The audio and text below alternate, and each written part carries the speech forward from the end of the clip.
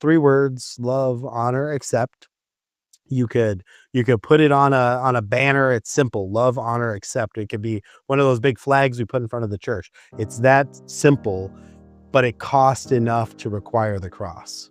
Audience, if you're watching this and you're like, yeah, it's easy to talk, you're right, it's easy to talk about it. None of us do these three things naturally very well. We tend to love conditionally.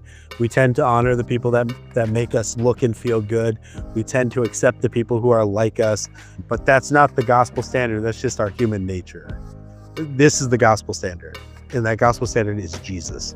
Jesus loved when it cost him everything. He was stripped of all of his honor. He was mocked. He was beaten. He was crucified publicly as a criminal, and he accepted the people that no one else would take: the outcasts, the Gentiles, the tax collectors, the prostitutes, the thief that was dying right next to him on the cross. And he did all of that for us.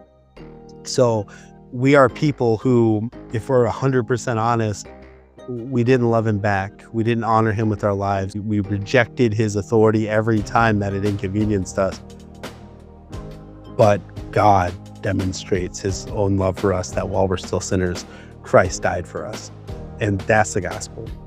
Jesus is the only truly innocent person who ever lived, and he took the penalty that we deserved, the full weight of God's wrath against sin. He took all of that so that everybody who turns from their sin and trusts him could be completely forgiven, fully accepted, and permanently welcomed into the family of God. And that's what makes love, honor, and accept possible.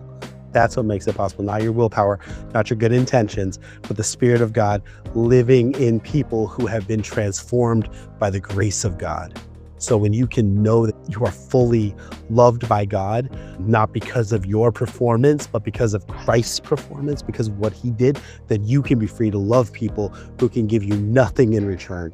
You can know that you are fully honored as a child of the King.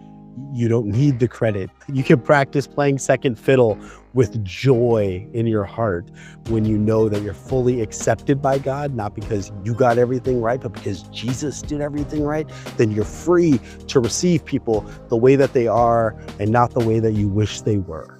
So if you're watching this, I say this every week and I mean it fully. If you've never surrendered to Christ, this is where it starts. Don't try harder to be more loving. It starts with your being loved, right? Come to him as you are, confess your sin, trust in his finished work on the cross, and let him make you into the kind of person who can, like the early church, flip this world upside down because of how you love.